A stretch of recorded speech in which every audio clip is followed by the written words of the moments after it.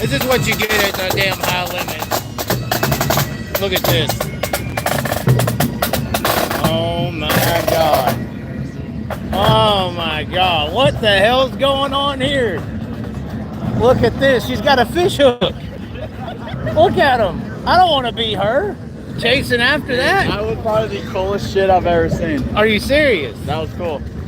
There's something different. What has Indiana done to you? That's not cool. They're in skirts. Yeah. This ain't transgender. I mean, come on. You gotta now. respect. You gotta respect the all genders. Yes, like you said, entertainment value, right? It came and went. It came and went.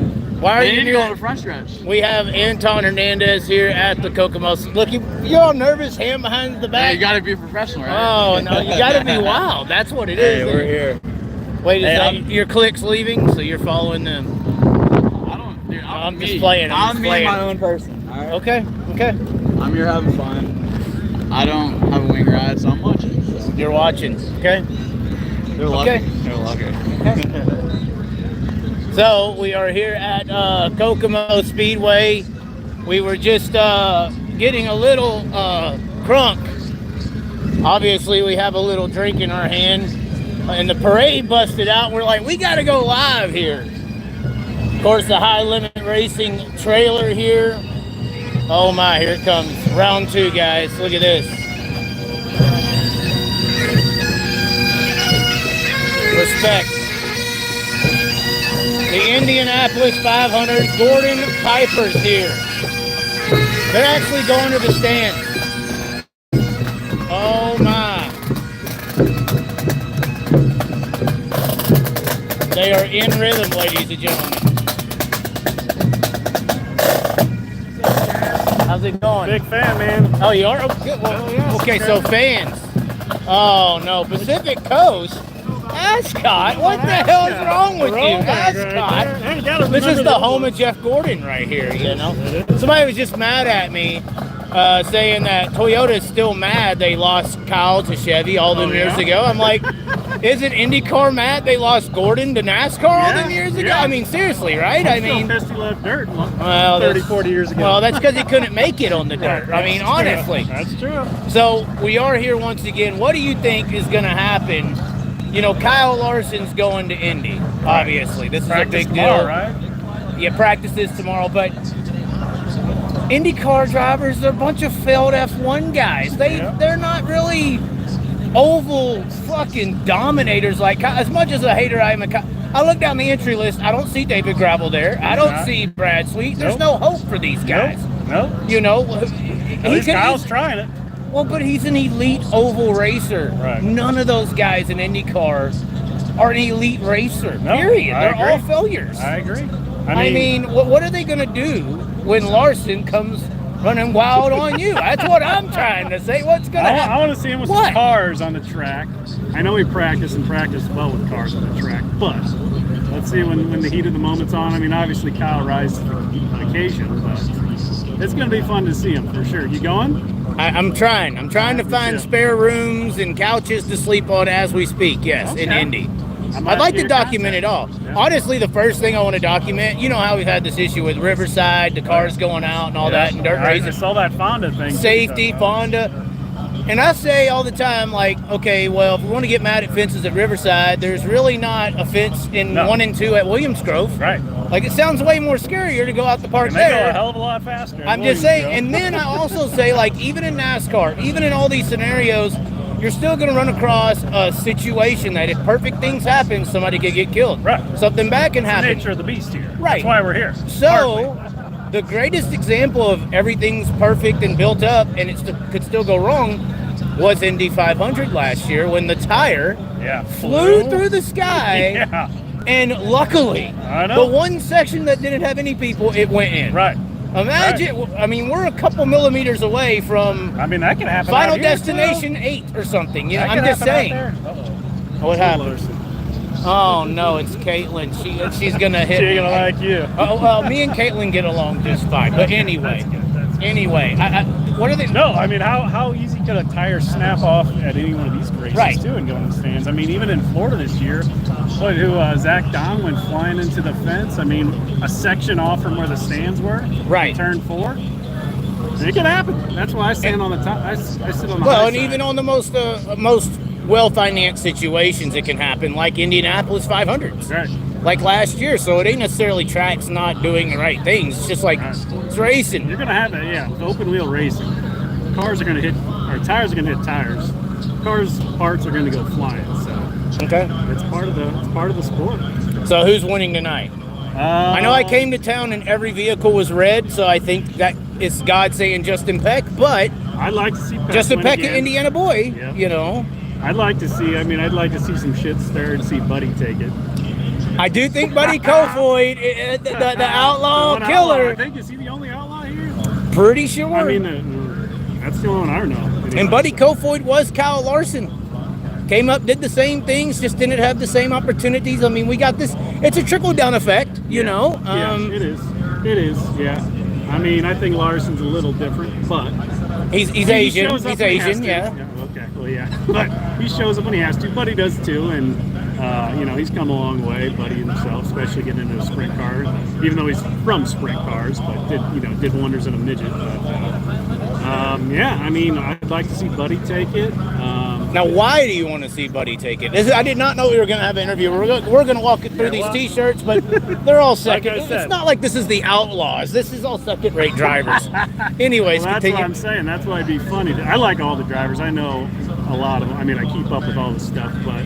And to see you got Buddy- an ascot shirt on. You're anointed. Right, yeah. So it'd be funny to see Buddy kind of come in and win it, take it from all these guys. But Sweet's tough, obviously. So I mean, there's a lot of good cars. Honestly, if I had to say, I'm actually a big Thorson fan. Tanner Thorson. Fuck that. For what he does, he's his own crew chief. He's like what an outlaw used to be back in the day. Right. I mean, you know, it's different. All the drivers just walk into the cars for the most part, show up, Jump in, and that's cool. And that's what the sport's evolved to, and it kind of needs to if it's going to get to the NASCAR level, if it ever does one day. But Right. Thorson, he's his own sponsor. I mean, he's got sponsors too, obviously, Steve Smith and stuff. But I mean, he works on his own car. He says it like it is, and that's another thing I like is guys who get on an interview and tell it like it is. They're not sugar-coated, button-up kind of guys telling you. Well, it's usually all the guys without sponsors. big sponsorships. Exactly. Because sponsors like control. Yes. You know, I mean, that's I may what they have like watched to your do. video, or was it 2 nights ago with Spike? So Oh, Spike. I know all about, Oh, your thoughts on this shit. no. Which is, I mean, you got good points. I'm not gonna lie, you got great points. I wish more drivers could be a little more freer, to what their thoughts are saying without hurting sponsors, feelings and shit like that. But their sugar daddies tell them no. You're right. It's very similar. A driver and their sponsor on what you can and cannot do is like a sugar daddy. Right. It's like a husband and wife. Right. Oh, you want to do that? I'm going to take your credit card. Right. Yeah. It's the same thing. I wish It these is. people, would define themselves as men and say fuck you to that and It is. speak up. It is. She said, I know that guy. Oh no, somebody said that. Oh, great. Yeah, of course. What an asshole. Oh, God. Oh, anyway, who you got? Who you got tonight? God is saying Justin Peck, but I'd love to see Peck. Buddy Kofoid would be the right one to do. Yep. It's Yeah. all gonna come down to Buddy Kofoid needs to come in here if the Outlaws want a chance, because I think the Outlaws are going down come next year with this charter system. You think going It's down? not tonight. good. It's I not. know, If the Outlaws lose Gravel and Macedo, what's left? Right. That's the destruction of the World Outlaw Sprint Car Series. So, if there's anything left, it's respect of who the best is. And you're bringing in Buddy Kofoid, who's a consistent top fiver in the World Outlaws, Well, I don't been know on if the he's- edge of winning. We don't know if he's crossing over. This is just one of the. It's just one event, but he needs to come in here and slap these guys He around. does.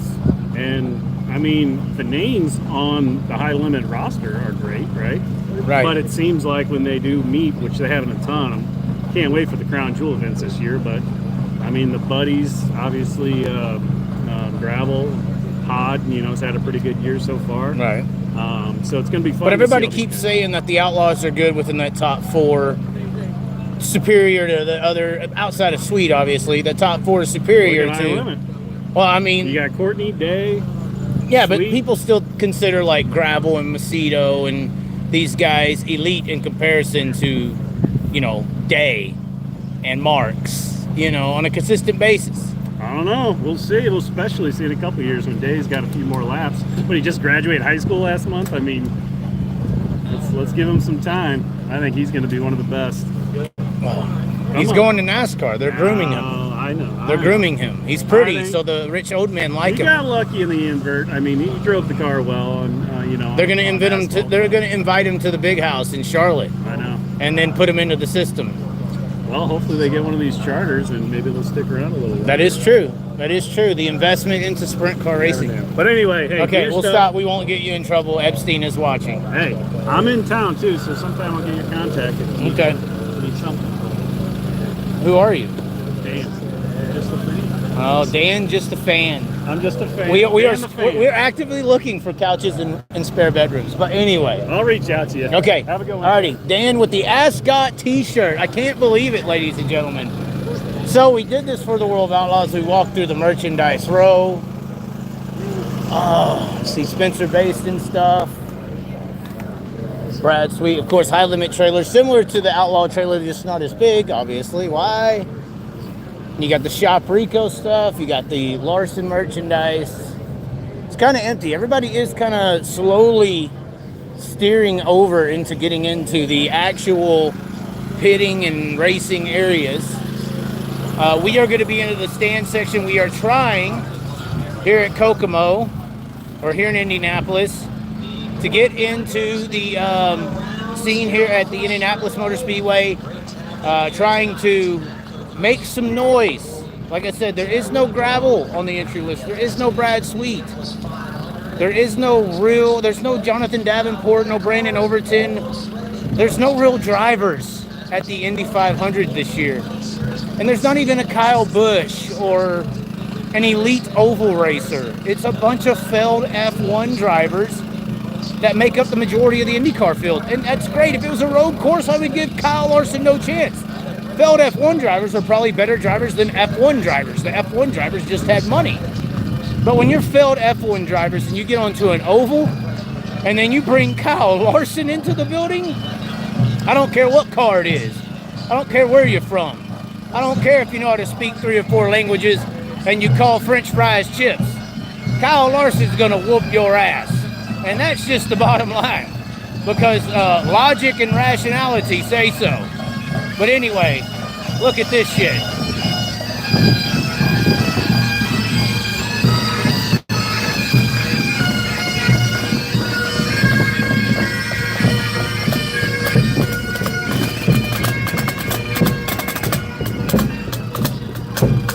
Oh my.